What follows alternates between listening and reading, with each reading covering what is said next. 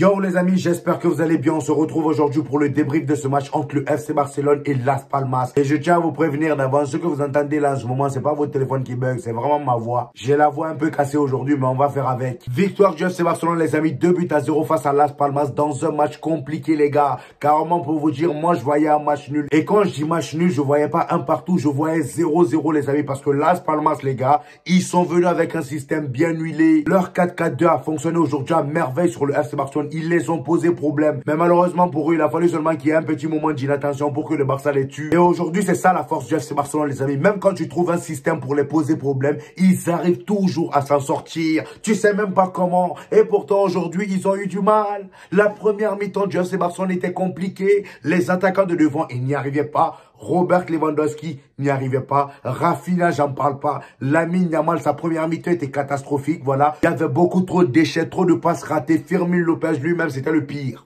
C'était le pire. En première mi-temps, c'était le joueur qui avait la pire note, pour vous dire. Donc vraiment, le Barça n'y arrivait pas. Pedri était le seul qui ressortait du lot, vraiment, lui et Baldé. Mais le problème, c'est que Pedri, à lui tout seul, il peut pas faire grand-chose. Las Palmas, aujourd'hui, sont venus dans l'objectif de jouer bloc bas et de poser un gros souci au FC Barcelone. Et ils ont réussi leur coup en première mi-temps. Parce que dans leur système de 4-4-2 qu'ils ont proposé, à chaque fois que le FC Barcelone avait le ballon, ils étaient tous dans leur camp. Et ce que j'ai trouvé intelligent dans ce système de 4-4-2 aujourd'hui avec Las Palmas, c'est que les deux attaquants qu'ils avaient, les amis, n'allaient pas presser les défenseurs du FC Barcelone. Non, ils pressaient, les amis, les deux milieux, c'est-à-dire Pedri et Firmino Lopez, étant donné que Casado se comportait comme un défenseur parfois. Et ils faisaient ça pendant que leurs ailiers aussi allaient bloquer les latéraux du FC Barcelone. Et comme ça, il n'y a que les deux défenseurs centraux du Barça qui sont libres. Ils faisaient pas du pressing, mais ils faisaient du marquage individuel. Et ça a été efficace, les amis. À chaque fois qu'ils avaient le ballon, ça partait en contre-attaque dans le dos du FC Barcelone. Et c'est comme ça qu'ils réussissaient à se créer des occasions. Malheureusement pour eux, comme je vous l'ai dit en début de vidéo, ça n'a pas duré longtemps. En deuxième mi-temps, le FC Barcelone a trouvé la faille. C'est-à-dire que Hansi Flick, il a fait le changement qu'il fallait faire. Il a sorti Firmino Lopez pour faire entrer Dani Olmo. Je sais même pas ce que Dani Olmo fout encore au banc au FC Barcelone lorsqu'il n'est pas blessé. Parce que là, on parle d'un joueur, les amis,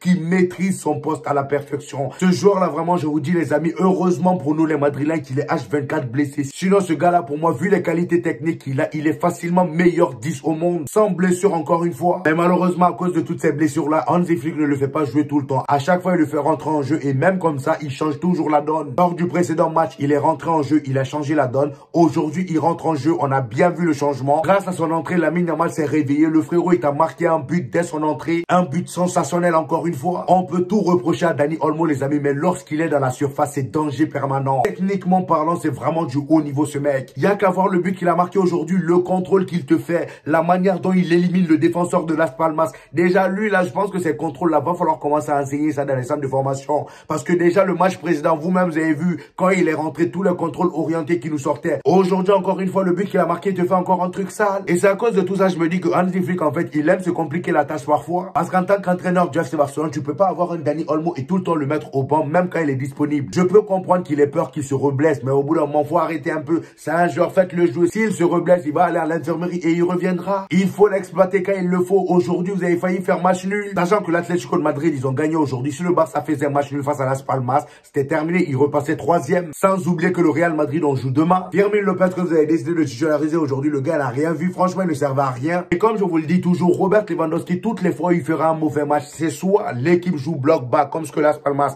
a proposé aujourd'hui, ou soit derrière lui, il y a un mauvais 10. Et il avait les deux cas réunis aujourd'hui. Firmino Lopez, aujourd'hui, il n'était pas bon en tant que 10. Et en plus de ça, Las Palmas, ils étaient en bloc bas. Donc moi, à votre place, j'en aurais même pas voulu à Robert Lewandowski si on faisait un match nul aujourd'hui. Et là où on voit encore une fois l'importance de Dani Olmo, les amis, regardez, dès qu'il est rentré, Lamine Yamal à côté qui faisait un mauvais match en première mi-temps, le gars, il s'est réveillé, c'était plus le même joueur. Lamine Yamal commençait à être dangereux. C'est d'ailleurs lui qui te fait un magnifique travail sur le but de Dani Olmo avant de faire la passe décisive. Et en parlant de Lamine Yamal, va falloir ouvrir son dossier parce que la dernière fois, j'ai essayé de le défendre un peu parce qu'il y a plein de Barcelonais qui commencent un peu à le critiquer, étant donné que voilà, ça fait plusieurs matchs que le gars, il n'est pas si performant que ça. En plus de ça, il marque pas beaucoup en Liga, il marque presque plus depuis un moment. Ce que je vous ai dit la dernière fois dans ma vidéo actualité, je vais vous le redire aujourd'hui. Lamine Yamal, les amis, il fait de son mieux. À son âge, je sais que l'âge, c'est pas un bouclier. Parce que oui, les amis, je vois déjà certains venir me dire en commentaire, l'âge n'est pas un bouclier, l'âge doit pas être une excuse. Je le sais, les amis, l'âge, c'est pas une excuse. Mais Lamine Yamal, pour son âge, il faut quand même reconnaître que ce qu'il fait pour le FC Barcelone est énorme. Le gars, malgré qu'il ne marque pas déjà, aujourd'hui, il a été auteur d'une passe décisive. J'espère que ça va lui faire du bien moralement, même si je sais que oui, lui, il voulait beaucoup plus.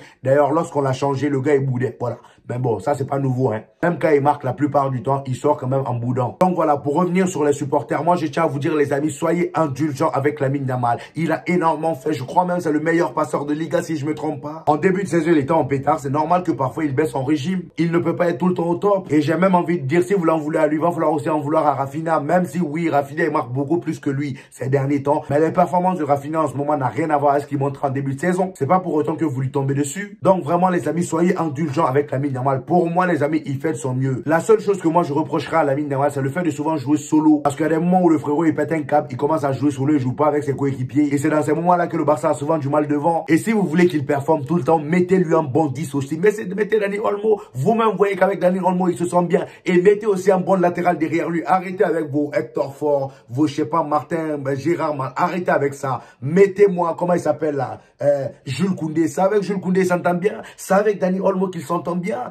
La connexion est déjà là. Et lorsque tu as une connexion avec un joueur, c'est compliqué d'en trouver avec quelqu'un d'autre. Là, c'est concerne Robert Lewandowski. Lui, on peut pas trop l'en vouloir parce que c'est un attaquant. Lorsqu'une équipe joue trop bloc bas et que lui, il reçoit pas autant de ballons qu'il le souhaite, c'est compliqué de faire l'affaire devant. Sachant que Robert Lewandowski, lui, c'est pas un attaquant comme les autres. Il lui faut beaucoup plus d'occasions que certains attaquants pour marquer. Aujourd'hui, on a l'exemple parfait. Ferran Torres, il est rentré, il a encore mis dedans. Et c'est pas la première fois. Et c'est là, moi, je commence à dire à Hansi Flick, mon ami, il va falloir commencer à réfléchir au statut de Ferran Torres. Parce que le gars, il a montré à plusieurs reprises qu'il a le niveau d'être titulaire au FC Barcelone. Et souvent, à chaque fois qu'il prouve ça, Robert Lewandowski, lui, à côté, il te fait un match merdique. Moi, je pense qu'il va falloir commencer à le mettre titulaire. Parce que Robert Lewandowski, en vrai de vrai, je veux bien le défendre, mais le gars, il rate trop. Aujourd'hui, il a raté certaines occasions. Donc, c'est compliqué de défendre dans ce genre de situation. Et le pivot d'aujourd'hui, Hansi Flick a opté pour la titularisation de Casado. Ça faisait un moment parce que bon, De Jong l'a quand même mis au banc. Franchement, les gars, moi, ça m'a énormément fait plaisir de le voir titulaire aujourd'hui, Casado. Et encore une fois, j'ai vu certains Barcelonais le critiquer en disant qu'il n'a pas été énorme, surtout en première mi-temps. Les amis, laissez-moi vous dire que Casado n'est pas là pour faire le playmaker. Non, aujourd'hui, il était là pour faire des récupérations et il a bien joué son rôle. En première mi-temps, combien de ballons le gars il a récupéré?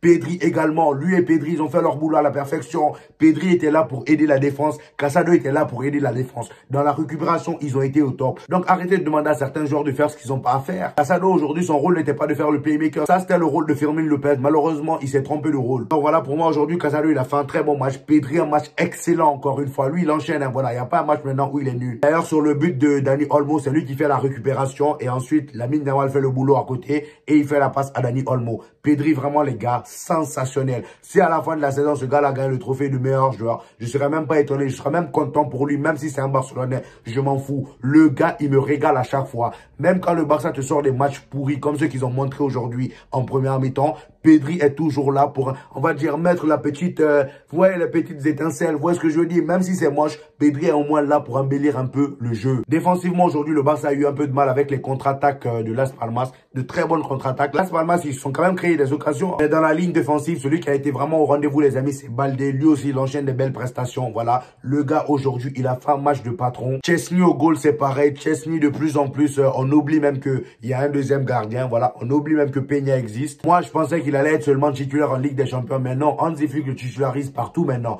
Je pense que même au match de coupe qui vient là, parce que oui, les amis, n'oubliez pas, le Barça joue le mardi prochain face à, comment ça s'appelle, face à l'Atlético de Madrid en Coupe du Roi. Autant vous dire que j'ai hâte de voir ce match-là. Deux rivaux en Liga qui s'affrontent en Coupe du Roi, en demi-finale, ouais, en demi-finale de Coupe du Roi. Franchement, les gars, ça va être terrible. Bref, ceci dit, très belle victoire quand même du FC Barcelone, parce que ce genre de match-là, il en faut. Voilà. Le Barça va pas tout le temps gagner ses matchs en sortant des prestations de fou. Ce genre de match-là est très important pour voir le mental des joueurs, comment ils vont pour aller décrocher la victoire, même dans des situations compliquées. Hansi Flick nous a montré que son coaching est souvent payant. Deux matchs d'affilée où le gars il te fait des changements et les joueurs qui rentrent en jeu changent le jeu, changent la donne. Franchement, encore une fois, chapeau à Hansi Flick. Et j'espère que le Real Madrid, on va gagner demain. Parce que bon, la façon dont le Barça, je les vois là, j'ai pas l'impression qu'ils vont lâcher le trône là d'ici là. Aujourd'hui, j'avais un peu espoir en première mi-temps, mais finalement, ils m'ont enlevé espoir là dans la bive. Bref, les amis, c'était moi le jeu. J'espère que vous avez kiffé la vidéo. Donnez-moi vos avis en commentaire. Et encore une fois, les amis, désolé pour ma voix. Hein.